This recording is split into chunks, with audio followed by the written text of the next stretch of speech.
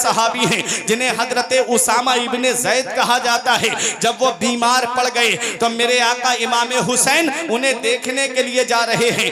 बीमार को देखने जाना ये इमाम हुसैन की भी सुन्नत है और मदीने वाले मुस्तफ़ा की भी सुन्नत है। आज इधर बाप बीमार पड़ा है, बेटा देखने नहीं जाता, भाई बीमार पड़ा है, भाई भाई को देखने नहीं जाता, रिश्तेदार बीमार पड़े हैं, रिश्तेदार रिश्तेदार को देखने के लिए नहीं जाता। ये मेरे आका इमाम हुसैन है जो हजरत उसामा इब्ने ज़ैद को देखने के लिए जा रहे हैं। नबी की हदीस पाक भी है, आका इरशाद फरमाते हैं हक़्क़ुल मुस्लिमे अलल मुस्लिमे खम्स, मुसलमान के मुसलमान पे 5 हक हैं। बहुत गौर से सुनना जलालपुर संभल वालों, मेरे आका फरमाते हैं मुसलमान के ऊपर 5 हक हैं। पहला हक क्या है? जब वो सलाम करे तो उसके सलाम का जवाब दे, चाहे कितनी भी लड़ाई सही, चाहे कितनी भी आपकी बुराई सही। अगर वो सुन्नी सहीहुल अकीदा है और आपको वो सलाम कर रहा है, वैसे भी मुसलमान को 3 दिन से ज्यादा आपस में नाराजगी नहीं रखनी चाहिए, बल्कि अपने भाई से सुलह कर लेनी चाहिए। मेरे आका इमाम हुसैन और मोहम्मद बिन हनफिया के दरमियान आपस में कोई बात हो गई तो आका इमाम हुसैन जलाल में उठ करके आए। लोगों ने मोहम्मद बिन हनफिया से कहा, जो मौला अली के बेटे हैं, दूसरी बीबी से थे, और मेरे आका इमाम हुसैन जलाल में उठ करके आए तो लोगों ने कहा अब हुसैन तुमसे बात नहीं करेंगे। वो कहते मैं अपने भाई को बहुत अच्छे तरीके से जानता हूँ, मेरा भाई मुझसे जरूर बात करेगा। कहा हमने देखा है बड़े जलाल में उठ कर गए हैं आका हुसैन। तो मोहम्मद बिन हनफिया ने खत लिखा, उसमें सलाम किया। सलाम के बाद में नीचे लिखा जिस बाप के तुम बेटे हो उसी बाप का मैं भी बेटा हूँ। हाँ मेरी माँ अलग है, तुम्हारी माँ मदीने वाले मुस्तफ़ा की शहजादी है, इसलिए तुम्हारी माँ का मर्तबा बड़ा है। मेरे भाई नाना मुस्तफ़ा की हदीस मैंने पढ़ी सुनी है और पढ़ी है। नाना मुस्तफ़ा ने फरमाया है कि जो सलाम पहले करेगा वो जन्नत में पहले जाएगा। मेरे भाई मैं नहीं चाहता कि मैं आपसे पहले जन्नत में जाऊं। जैसे ही ये खत आका हुसैन को मिला, मुस्कुराते हुए आए और अपने भाई को अपने सीने से लगा के फरमाया बड़ी बड़ी बातें करने लगा है। ये है आपस में मोहब्बत। आज भाई भाई नाराज बैठा हुआ है, जरा सी दीवार के पीछे भाई ने भाई से बुराई कर ली। एक मेंढ पे दोनों का खेत है, एक भाई ने ज्यादा छाड़ दी, दूसरे ने कम, आपस में ना इत्तेफाकी हो गई, लड़ाइयां हो गई। इतना याद रखना प्यारे मुसलमानों, 3 दिन से ज्यादा आपस में ना इत्तेफाकी नहीं रखना चाहिए, 3 दिन से ज्यादा नाराजगी नहीं रखना चाहिए। पहले अपने भाई से जो सुलह करेगा वो जन्नत में पहले दाखिल होगा। हजरत इमाम हुसैन हजरत उसामा इब्ने ज़ैद को देखने आ रहे हैं और नबी की हदीस है, नबी फरमाते हैं मुसलमान के मुसलमान पे 5 हक हैं। पहला हक जब वो सलाम करे तो सलाम का जवाब दे, दूसरा हक जब उसे छींक आए तो छींक का जवाब दे। अगर मुसलमान बैठे हुए हैं, एक मुसलमान को छींक आई तो वो अल्हम्दुलिल्लाह कहे, तो सुनने वाले मुसलमान यरहमुकल्लाह कहे। ये एक मुसलमान का दूसरे मुसलमान पे हक है। तीसरा हक ये है, मेरे आका फरमाते हैं जब वो दावत करे तो उसकी दावत को कबूल करे। दावत को कबूल करना ये मदीने वाले मुस्तफ़ा की सुन्नत है। और चौथा हक मुसलमान का मुसलमान के ऊपर ये है कि जब वो बीमार पड़ जाए तो उसे देखने के लिए जाए। बीमार को देखने जाने में कितना सवाब है।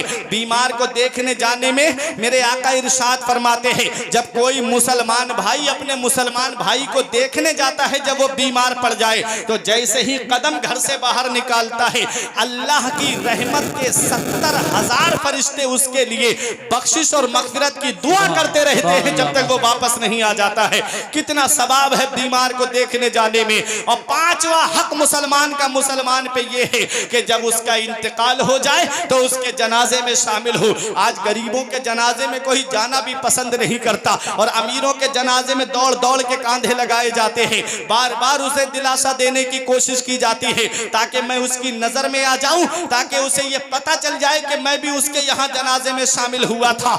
इतना याद रखो प्यारे मुसलमानों, मैयत चाहे गरीब की हो, मैयत चाहे अमीर की हो, वो मुसलमान है, सुन्नी सहीहुल अकीदा है, तो उसके जनाजे में शामिल हुआ करो।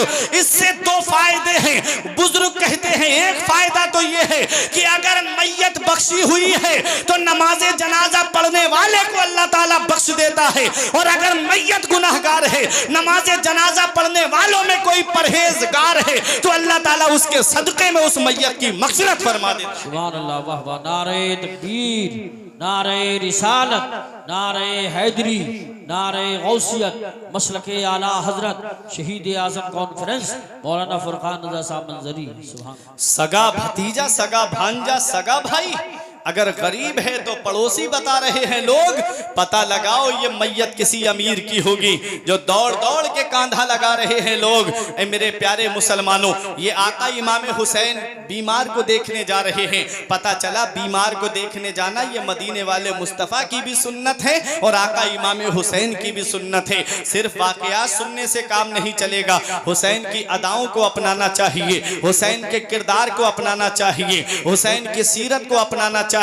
यही मेरे आका इमाम हुसैन है। वो दौर भी आता है जिस दौर के लिए सहाबा दुआ करते थे, अल्लाह हम सन हिजरी 60 से और नौजवान की हुकूमत से तेरी पनाह मांगते हैं। वो सन हिजरी 60 क्या थी? वो सन हिजरी 60 वही थी जब सहाबी रसूल कातिबे वही हजरत अमीर मुआविया का विसाल होता है। तब उनके बाद उनका बेटा यजीद तख्त पे बैठता है। उसे सबसे ज्यादा खतरा 4 लोगों की तरफ से था। एक हजरत अब्दुल्ला इब्ने उमर, एक हजरत अब्दुर्रहमान इब्ने अबू बकर, एक हजरत अब्दुल्ला इब्ने जुबैर और चौथे थे मेरे आका इमाम हुसैन। सबसे ज्यादा दबाव जिस पे डाला गया वो मेरे आका इमाम हुसैन है। जब मेरे हुसैन ने यजीद की बैयत नहीं की, आपने सोचा कि मैंने यजीद की बैयत नहीं की है, यजीद मेरे खिलाफ अब लश्कर भेजेगा, इसलिए मैं नहीं चाहता कि नाना की मुकद्दस सरजमीन पर खून की नालियां बह जाएं। इसलिए मेरे हुसैन ने मदीना छोड़ने का इरादा किया। अपना वतन सबको प्यारा होता है, अपना घर सबको प्यारा होता है, अपना गांव, अपना कस्बा, अपना जिला सबको अजीज होता है। जरा हुसैन से पूछो, जब मेरे आका इमाम हुसैन छोटा सा काफिला लेकर के जब नाना मुस्तफ़ा के रोजे पे पहुंचे, नाना आपका वही बेटा हुसैन आया है जिसे आप सीने से लगाया करते थे, आपका वही बेटा हुसैन आया है जिसे आप कलेजे से लगाया करते थे, नाना अपने नवासे का आखिरी सलाम कबूल करो। 3 रातें गए मेरे आका हुसैन अपने नाना मुस्तफ़ा के रोजे पे हाजिरी के लिए, फिर अपनी माँ फातिमा की तुरबत पे आए, फिर इमाम हसन की तुरबत पे आए, और जब मदीने शरीफ से बाहर निकले तो उस वक्त इमाम हुसैन मुड़ मुड़ के देख रहे थे नाना के रोजे की तरफ, मुड़ मुड़ के देख रहे थे मदीने की तरफ। हजरत ज़ैनब ने पूछा, मेरे भाई आप क्या देख रहे हो मदीने की तरफ मुड़ मुड़ कर? तो मेरे हुसैन ने जवाब दिया, ए मेरी बहन ज़ैनब, जिसे दुनिया में कहीं चैन नहीं मिलता, जिसे दुनिया में कहीं सुकून नहीं मिलता, जिसे दुनिया में कहीं राहत नहीं मिलती, जिसे दुनिया में कहीं आराम नहीं मिलता, उसे चैन हमारे नाना के मदीने में मिलता है, उसे सुकून हमारे नाना के मदीने में मिलता है, उसे आराम हमारे नाना के मदीने में मिलता है। आज वही मदीना हुसैन से छूट रहा है। कौन सा मदीना? आपके संभल में, कुर्बो जवार में और खुद जलालपुर में कुछ लोग ऐसे होंगे कि जिन्होंने हज किया होगा या उम्रा किया होगा, जिन्होंने गुंबद खजरा की बहारों को देखा होगा, जिन्होंने सुनहरी जालियों के नूरानियत को देखा होगा। बहुत ऐसे लोग आपको मिल जाएंगे, आप उनका हाथ अपने हाथ में लेकर के पूछना। मुझे खुद हाजियों ने बताया कि जब तक हाजी मक्के में रहता है उसे प्रॉपर्टी की भी याद आती है, घरबारों की, घर-बार की भी याद आती है, अजीजो अकारिब की भी याद आती है। और जब वही सच्चा आशिक रसूल जब मक्के से मदीना पहुंचता है, दुनिया व माफिया से बेनियाज हो जाता है, नबी की मोहब्बत में सरशार हो जाता है। फिर नबी की मोहब्बत का जो चराग उसके सीने में जल रहा है वो और तेज लौ पकड़ लेता है। आज इस वक्त जो वहां की हुकूमत है वो 7 दिन या 8 दिन से ज्यादा मदीने में हाजी को रहने नहीं देती। 8 दिन या 7 दिन के बाद कानों में एक आवाज आती है, फला तारीख में जो हाजी आए थे अब वो अपना सामान सफर तैयार करें, अब मदीना छोड़ के मक्के के लिए निकलना है। आप पूछ लीजिएगा, तारीख बताती है जैसे ही एक हाजी के कानों में आवाज पहुंचती है, 7 दिन 8 दिन मदीने में रहने वाला हाजी सामान सफर बांधता है और अलविदाई सलाम करने नबी के रोजे पे पहुंचता है। सुनहरी जालियां पकड़ के कहता है, ए मेरे आका, पूरी जिंदगी इस दयार में आने के लिए दुआ करता रहा कि दिखा दे या इलाही वो मदीना कैसी बस्ती है जहां पर रात दिन मौला तेरी रहमत बरसती है। मौला इस दयार में तूने पहुंचा तो दिया, 8 दिन कब गुजर गए पता भी नहीं चला। ए मेरे परवरदिगार, मैं तेरी बारगाह में एक दुआ करके जा रहा हूं, अगर तू मुझे दौलत दे, अगर तू मुझे सेहत दे, अगर तू मुझे तंदुरुस्ती दे, दे तो एक बार अपने महबूब के रोजे पे और पहुंचा देना। आंखों से आंसुओं का सैलाब जारी हो जाता है। ये 8 दिन मदीने में रहने वाले हाजी की हालत बता रहा हूं, जिसका घर मदीने में नहीं, जिसकी प्रॉपर्टी मदीने में नहीं, जिसका सरमाया मदीने में नहीं, जिसका मकान मदीने में नहीं, जिसका घर बार मदीने में नहीं, जिसने नबी का दीदार नहीं किया है, सिर्फ नबी की सुनहरी जालियों का दीदार किया है। उस हाजी की मोहब्बत का ये आलम है कि जब हाजी मदीना छोड़े तो आंखों से आंसुओं का सैलाब रोके नहीं रुके। जब हाजी मदीने से निकले तो आंखों से आंसू रोके नहीं रुके। तो जरा सोचो जलालपुर वालों, वो हुसैन जिसने बचपन मदीने में गुजारा, वो हुसैन जिसने जवानी मदीने में गुजारी, वो हुसैन जिसने 56 साल की उम्र मदीने में गुजारी। नाना का रोजा मदीने में है, माँ की तुरबत मदीने में है, भाई की तुरबत मदीने में है, जिसका खुद का मकान मदीने में है, जो फजर भी मस्जिद नबवी में पढ़ता रहा, जो जोहर भी मस्जिद नबवी में पढ़ता रहा, जो असर मगरिब और इशा भी मस्जिद नबवी में पढ़ता रहा। 8 दिन मदीने में रहने वाला हाजी जब मदीना छोड़े तो उससे मदीना छोड़ने पर आंखों से आंसुओं का सैलाब रोके नहीं रुके।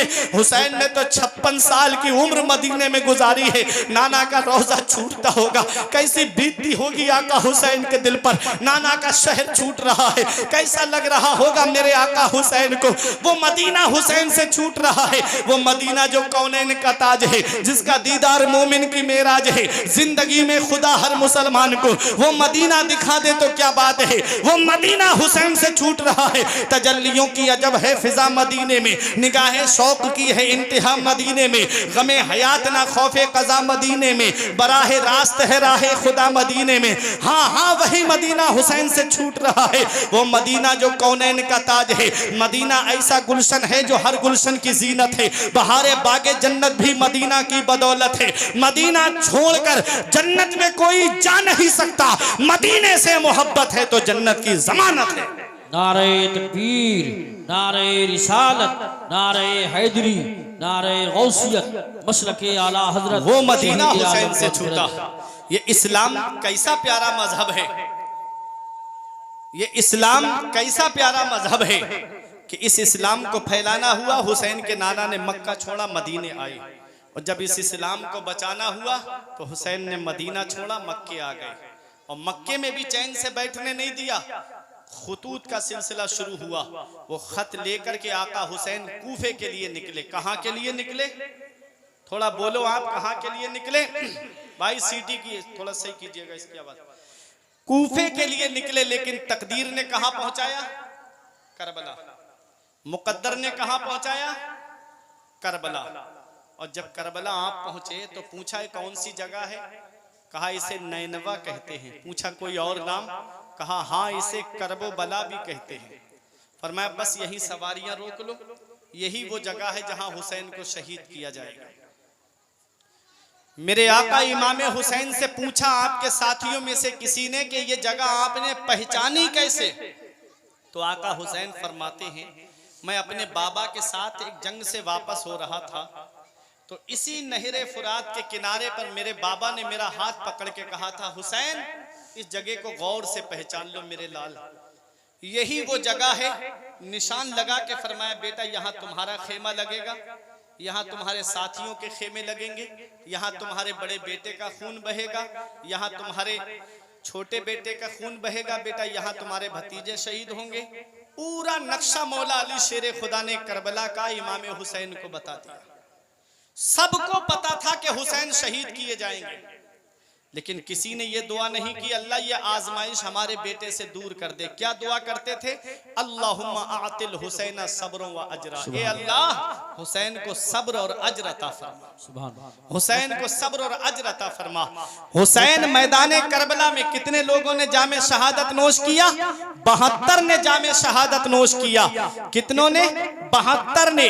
और उन 72 के मुकाबले कितना बड़ा लश्कर आया था?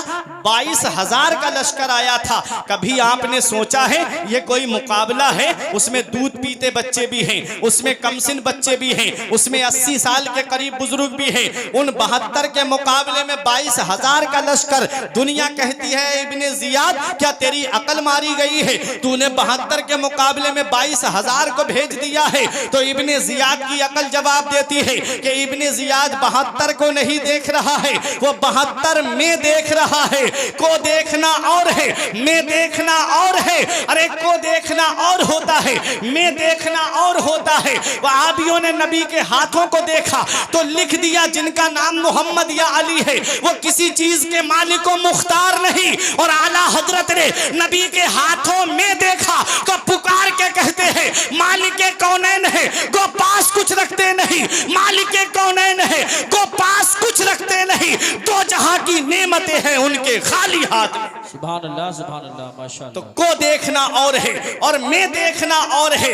इब्ने जियाद 72 को नहीं देख रहा था, वो 72 में देख रहा था। उन्हीं 72 में मौला अली के ऐसे शहजादे आए हुए हैं, उन्हीं 72 में शेरे खुदा के ऐसे शेर आए हुए हैं जो तनहा कई हजार के लिए काफी हुआ करते हैं। इसलिए वो 72 को नहीं देख रहा था, वो 72 में देख रहा था। उन्हीं 72 में शेरे खुदा का शेर है जिसे दुनिया इमाम हुसैन के नाम से जानती है। अरे शेर का बेटा भी शेर होता है, शेर का बेटा भी शेर होता है। 72 के मुकाबले में 22,000। अरे ये 22,000 की क्या औकात थी 72 के मुकाबले में? मुसलमान चंद होते हैं फिर भी हजारों पे गालिब हुआ करते हैं। कुरान मेरा फरमाता है कम मिन फिअतिन कलीलतिन अला अला गलबत फिअतन कसीरतन बिइज़्निल्लाह के बहुत सी थोड़ी जमातें कसीर जमातों पे गालिब आ जाती हैं अल्लाह के हुक्म से। आज तुम्हारे नामाए आमाल के अंदर नेकियां कम हो गई जिसकी वजह से आज हम परेशान हो गए, जिसकी वजह से आज हम मुसीबतों के शिकार हो गए। वरना मुसलमान की शान ये है अगर मैं आपके सामने तारीख का एक बाब रख दूं तो आप कहोगे कि मुसलमान किसे कहते हैं? वो करबला के मैदान से जरा यरमूक के मैदान में चलिए, वो यरमूक का मैदान है। ये कारी यूसुफ रजा संबली साहिब किबला जमी उलमाए किराम मिंबर नूर पे जो तशरीफ फरमा है सबकी तवज्जो चाहता हूँ, आपकी मोहब्बत का इम्तिहान ले रहा हूँ। वो यरमूक का मैदान है जहां पर ईसाई लाखों का लश्कर लेकर के आए हैं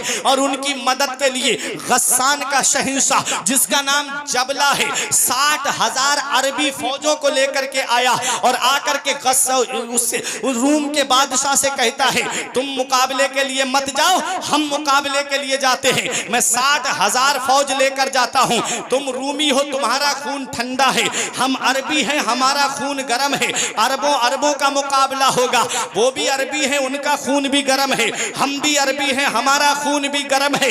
हकीकत पुकार के कहती है ऐ जबला तेरी अकल मारी गई है। मुसलमानों को कामयाबी गर्म खून की वजह से नहीं मिलती है, मुसलमानों को कामयाबी मदीने वाले मुस्तफा की वजह से मिला।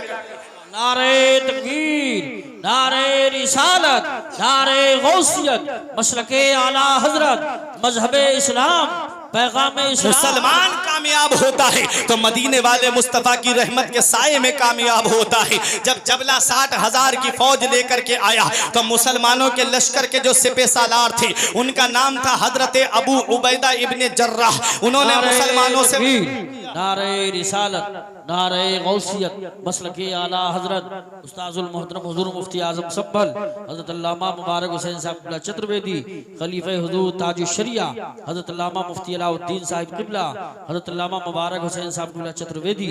देखिए माशाअल्लाह दोनों शख्सियतें जलवागर हैं। उस्ताजुल मोहतरम हुजूर मुफ्ती आजम संभल और उधर हजरत अल्लामा मुबारक हुसैन साहब चतुर्वेदी तशरीफ फरमा है।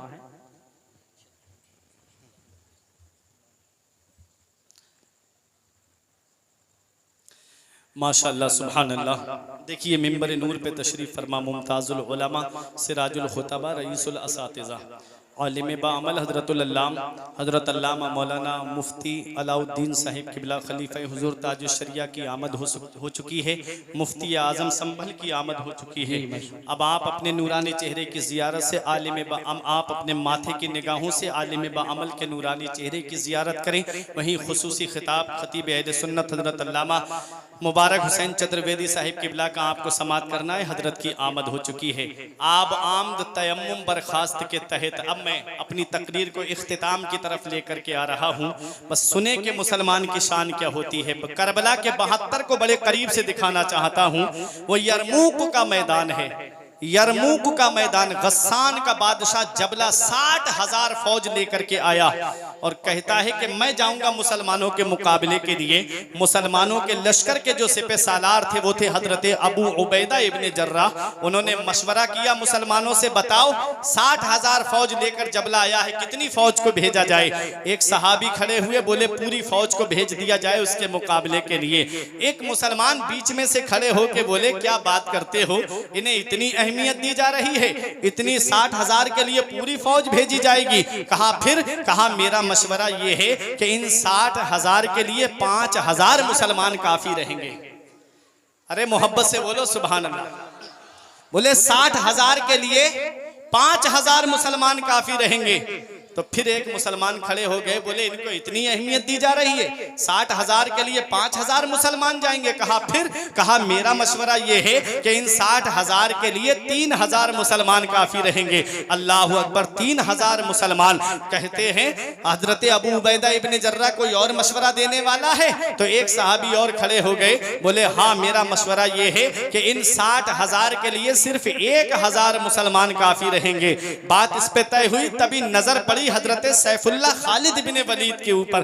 तो पूछा हजरत अबू उबैदा इब्ने जर्राह ने, ए सैफुल्लाह खालिद इब्ने वलीद, तुम कोई मशवरा नहीं देते? तो हजरत सैफुल्लाह खालिद इब्ने वलीद कहते हैं मेरा मशवरा ये है कि इन 60,000 को इतनी अहमियत न दी जाए, इनके लिए 1,000 मुसलमान ज्यादा रहेंगे। मेरा मशवरा ये है कि इन 60,000 के लिए सिर्फ 60 मुसलमान काफी रहेंगे।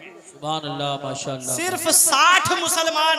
पूछा क्या मुनासिब रहेंगे, क्या ये बेहतर रहेंगे 60 मुसलमान? तो हजरत सैफुल्लाह खालिद इब्ने वलीद का जवाब सुनो। आप कहते हैं ए अमीर लश्कर, ये 60 मुसलमान मैंने आपका लिहाज करते हुए बोले हैं, वरना मेरा मशवरा तो ये है कि आप मुझे इजाजत दे दें, मैं तनहा तलवार लेकर के जाऊं और इन 60,000 को अभी धूल चटा करके दिखा दूं कि जो नबी के गुलाम होते हैं वो तादाद से नहीं डरते हैं, बल्कि तादाद उनसे डरा करती है। सुभान अल्लाह, सुभान अल्लाह, माशाअल्लाह, बहुत खूब, जिंदाबाद। तो ये है 60 मुसलमान लेकर के जब सैफुल्लाह खालिद इब्ने वलीद मैदान में उतरे हैं, जबला की 60,000 फौज, वो सोच रहे थे ये मुसलमान माफी मांगने आ रहे हैं। जब पहुंचे करीब में, पूछा जबला ने क्यों आए हो? कहा तूने ही तो मुकाबले की दावत दी है, इसलिए हम आ गए तुझसे मुकाबला करने के लिए। कहता है क्या डर नहीं लगता, इतनी बड़ी तादाद से लड़ने के लिए आ गए? तुम्हारे लश्कर इस जमात का अमीर कौन है?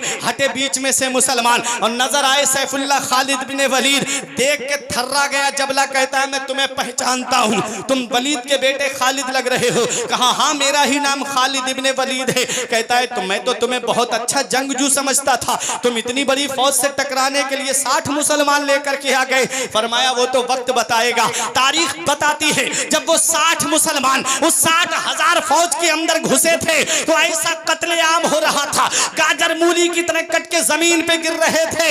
इधर हजरत अबू उबैदा इब्ने जर्राह ने मदीने की तरफ हाथ उठा के कहा या रसूल अल्लाह, मैंने 60 मुसलमानों को आपकी रहमत के सहारे मैदान में भेजा है, अगर ये 60 मुसलमान शहीद हो गए तो मैं मदीने में दाखिल होने के लायक नहीं रहूंगा। मदीने वाले मुझे ताना देंगे कि पूरी फौज को बचा के रखे रहा, 60 मुसलमानों को कटने के लिए भेज दिया। या रसूल अल्लाह करम कीजिए, या रसूल अल्लाह मदद कर दीजिए। वल्लाह वो सुन लेंगे, फरियाद को पहुंचेंगे, वल्लाह वो सुन लेंगे, फरियाद को पहुंचेंगे।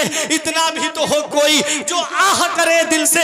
मेरे आका की बारगाह में रो रो के दुआ कर रहे थे, इधर धूल उड़ रही थी, अल्लाह अकबर की आवाज आ रही थी, तो समझ गए कि मुसलमान अभी जिंदा है। जब धूल छटती है तो क्या देखा कि जबला अपने हजारों सिपाहियों की लाशों को छोड़ करके भागता हुआ नजर आ रहा था और पीछे पीछे मुसलमान नारे तकबीर बुलंद कर रहे थे। अब बताना मकसद ये है कि जब यरमूक के मैदान में 60 मुसलमान 60,000 को मैदान छुड़ा सकते हैं तो करबला के मैदान में तो फिर भी 72 थे।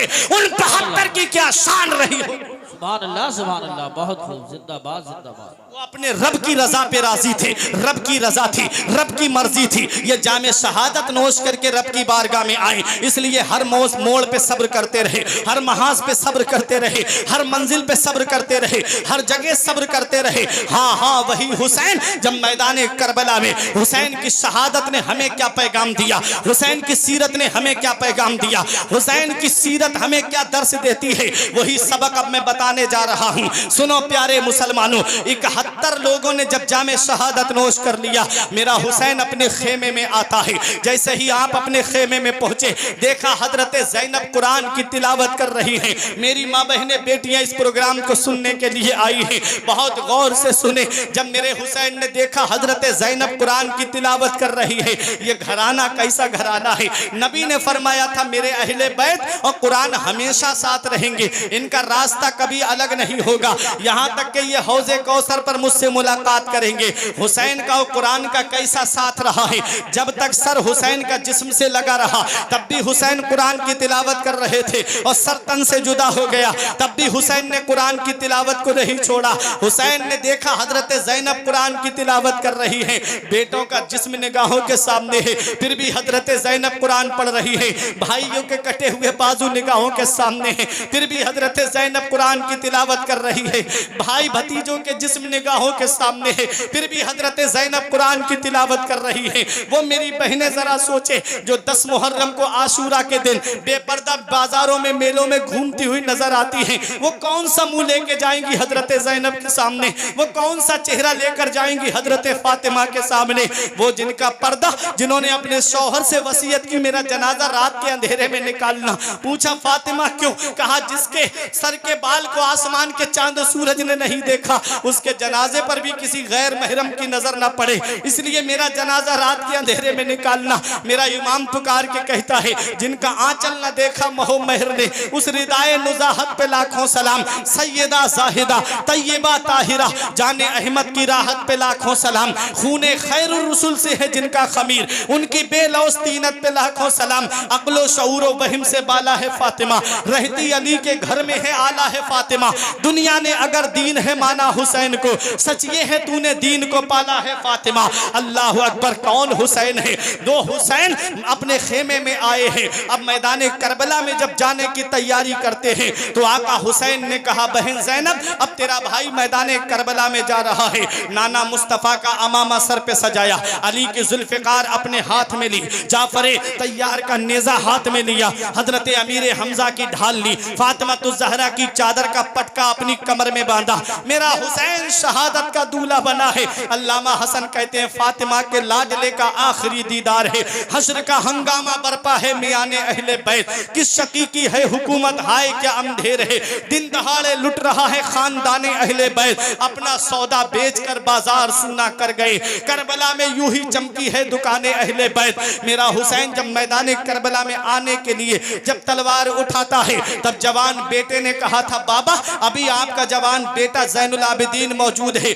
मेरे होते हुए आप मैदान करबला में नहीं जा सकते। हुसैन ने अपने बेटे को सीने से लगा के फरमाया मेरे लाल, अभी तुम्हारा वक्त नहीं आया है, तुझसे नाना की नस्ल का सिलसिला चलेगा, तुझसे सैयदों का सिलसिला चलेगा, तुझसे आले रसूल का सिलसिला चलेगा। हुसैन का एक बेटा करबला के मैदान से वापस आया, जिसे दुनिया वाले इमाम ज़ैनुल आबिदीन के नाम से जानते हैं, और उधर मुअर्रिखीन यजीद के बारे में लिखते हैं कि यजीद के 14 लड़के और 6 लड़कियां बताई जाती है। वो 14 बेटों वाला यजीद आज पूरी दुनिया में सर्वे कर लीजिए, कहीं यजीद की नस्ल आपको नहीं मिलेगी। और हुसैन का एक बेटा करबला के मैदान से वापस आया। दुनिया का कोई कोना ऐसा नहीं है, दुनिया का कोई इलाका ऐसा नहीं है जहां मेरे हुसैन की नस्ल मौजूद नहीं है, जहां सैयद मौजूद नहीं है। बगदाद में देखो तो मेरे हुसैन की नस्ल मौजूद है, अजमेर शरीफ में देखो तो मेरे हुसैन की नस्ल मौजूद है,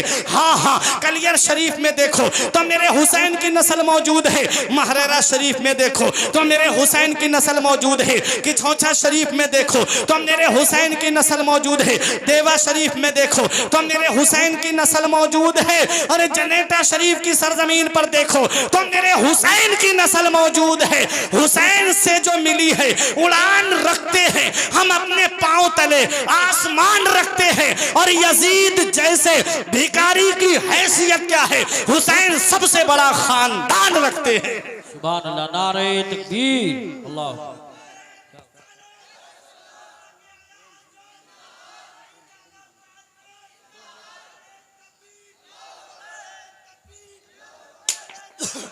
या रसूल। तो वो हुसैन, बहुत एक बेटा हुसैन का करबला के मैदान से वापस आया, और बेटा भी वो बेटा जिसने करबला के वाक़े के बाद कभी मुस्कुरा के नहीं देखा, अल्लाह, कभी ठंडा पानी नहीं पिया। इमाम मोहम्मद बाकिर ने पूछा, बाबा कभी तो मोड़ ऐसा आता है कि मुस्कुराया जाता है, आप कभी मुस्कुराए नहीं? फरमाया, बेटा जो मैंने देखा अगर तेरी आंखें देख लेती तू भी कभी नहीं मुस्कुराता। मदीने शरीफ में 100 के करीब परिवार ऐसे थे जिनके घरों पे इमाम ज़ैनुल आबिदीन खाने पीने का सामान पहुंचाते थे और पता भी नहीं चला उन्हें। आपस में कहते थे पता नहीं कौन घर पे सामान पहुंचा जाता है। अल्लाह। हमारे यहाँ का तरीका ये है, अगर अभी लॉकडाउन में कुछ ने गल्ला बांटा था ना सामान, तो बांटा बाद में था, पहले खड़े करके फोटो खिंचा के इंटरनेट पे अपलोड किया गया, पहले फेसबुक पे डाला गया, पहले व्हाट्सएप पे शेयर किया गया, ये हाल था। अब तो ये तो नफली मामलात है, अब तो आदमी फर्ज अदा करने जा रहा है, हज करने जा रहा है, तो उसको भी पूरा हज जो है वो फेसबुक की नजर कर दिया जा रहा है। अब तवाफ करते हुए आपका भाई, अब आबे जमजम पीते हुए आपका भाई, अब मैं मिना में जा रहा हूँ, अब मैं सफा पे दौड़ रहा हूँ, अब मैं मरवा पहुंचा हूँ, अब मैं ये कर रहा हूँ, अब मैं वो कर रहा हूँ।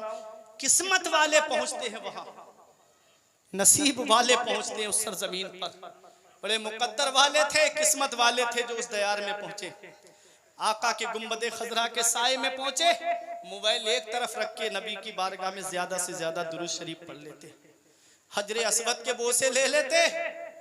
वो हजरे अस्वद जो गुनाहों को चूस लेता है। कालक जबी की सजदहे दर से छुड़ाओगे, मुझको भी ले चलो, ये तमन्ना हजर की है। वो सरजमीन पे आप पहुंचे, क्या अच्छा होता कि ये मोबाइल एक तरफ रख के अल्लाह की इबादत कर लेते, जहां एक नेकी का सवाब 1 लाख के बराबर, तो वहां एक गुनाह का गुनाह भी तो 1 लाख के बराबर है। जा रहे हैं सवाब कमाने के लिए, आ रहे हैं वहां से गुनाहों की पोटरी लेकर के। इमाम ज़ैनुल आबिदीन 100 से जायद परिवार ऐसे जिनके घरों पे गल्ला पहुंचाते। इमाम मोहम्मद बाकिर ने कहा, बाबा मुझे मौका दे दिया करे, मैं ले चला करूं साथ में। तो कहा, बेटा अगर मैं तुझे दूंगा तो बताऊंगा भी कि फला घर में फला जगह पे फला गरीब रहता है। तो कहा हाँ। कहा मैं नहीं चाहता किसी का नाम बता के उसकी गरीबी का मजाक उड़ाया जाए, उस गरीब के बारे में बताया जाए कि फला मोहल्ला गरीबों का है, नहीं चाहता। ये था इमाम हुसैन के घर वालों की शान। खुद खाते नहीं थे, औरों को खिलाते थे। कैसे साबिर थे मोहम्मद के घराने वाले। ये करबला का मैदान हमें क्या पैगाम देता है? मर्दों को नमाज का पैगाम देता है, सब्र का पैगाम देता है, हौसले का पैगाम देता है, और औरतों को करबला का मैदान पर्दे का पैगाम देता है, पर्दे का हुक्म देता है कि किसी भी हाल में पर्दा नहीं छूटना चाहिए।